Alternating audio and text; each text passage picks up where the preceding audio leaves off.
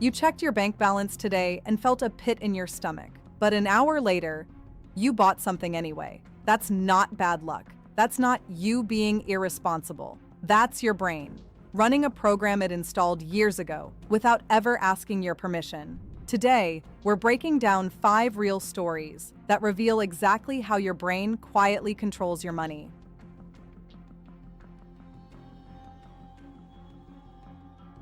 Mia just got out of a rough meeting. Her chest is tight. Her thoughts are loud, replaying every awkward sentence she said. She opens her phone, not to call a friend, not to journal, just to scroll. 10 minutes later, her cart has a jacket, 2 candles, and shoes she didn't know she wanted. Checkout. Done. For about 6 minutes, she feels lighter. Then the guilt creeps back in, heavier than before. This isn't the first time. It won't be the last. Here's what's actually happening. Stress floods your brain with cortisol.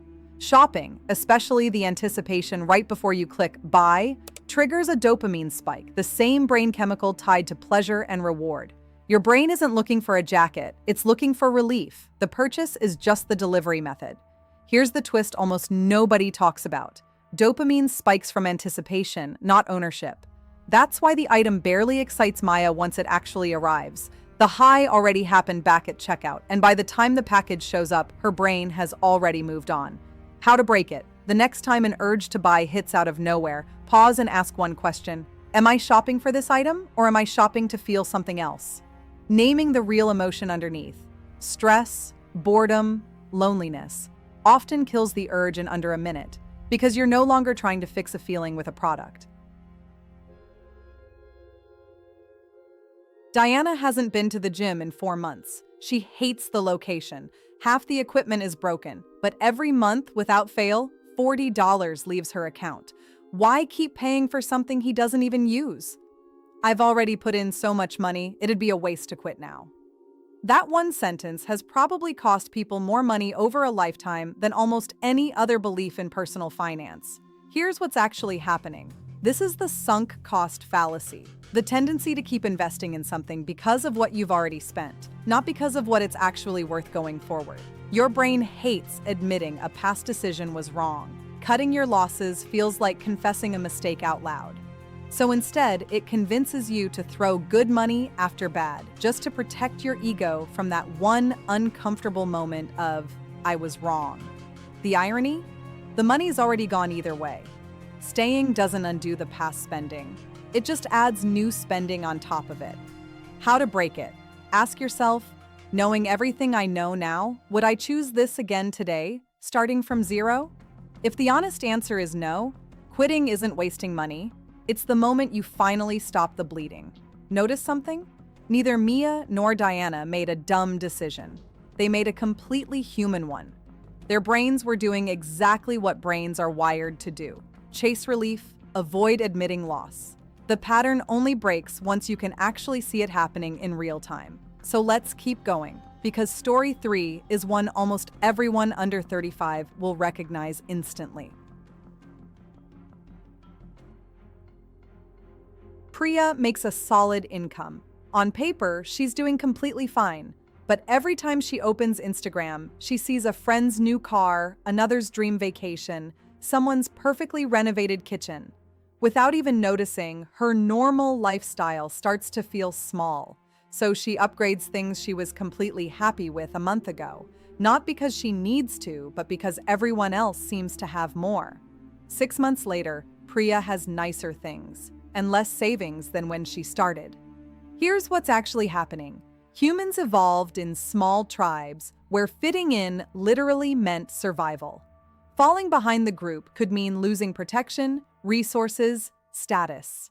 Today, your brain still runs that exact same wiring, except now your tribe is a highlight reel of thousands of curated, filtered lives you scroll past in seconds. This is called social comparison spending, and it's one of the sneakiest wealth killers because it rarely feels like overspending. It feels like catching up to a normal you never actually agreed to. How to break it?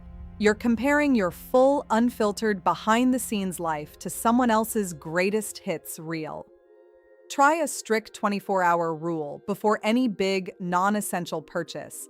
Most keeping up urges fade dramatically once the scrolling stops and the dopamine settles. Jenna Company offers a retirement match, literally free money for saving. She knows this. She still hasn't signed up. Meanwhile, she never misses ordering food delivery, even though cooking at home would save her hundreds every month.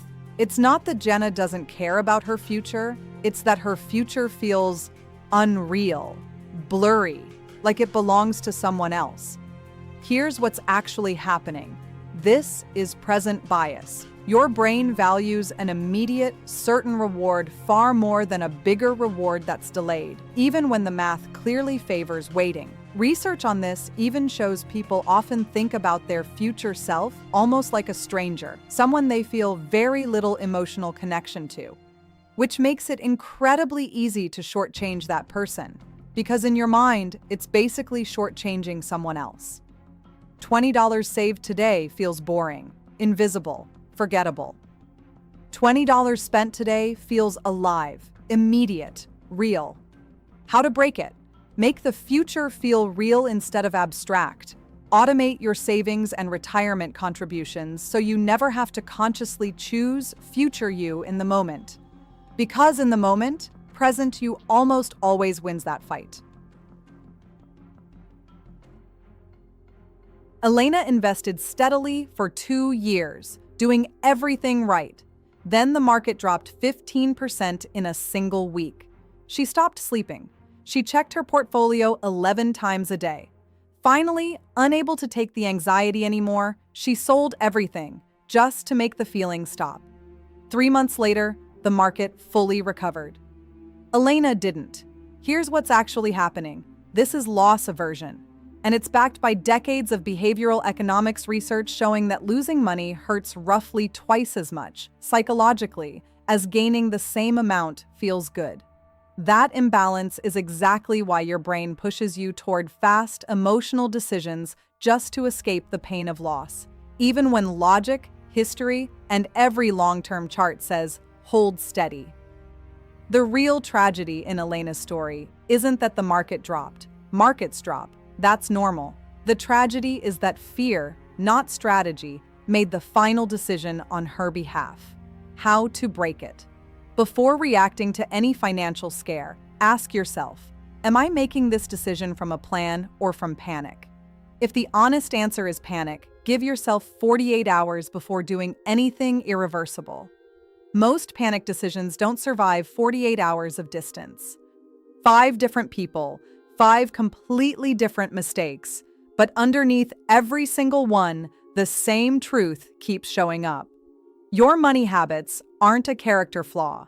They're a brain-running old survival software in a modern financial world it was never designed for. The good news?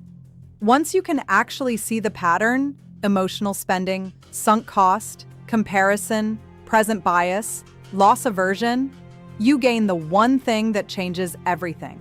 The half-second pause before the decision, instead of after it. So here's a question for you. Which one of these 5 hit closest to home? Drop it in the comments. And if this helped you see your own money habits a little differently, subscribe, because next time, we're breaking down 5 more hidden psychological traps quietly draining your wallet.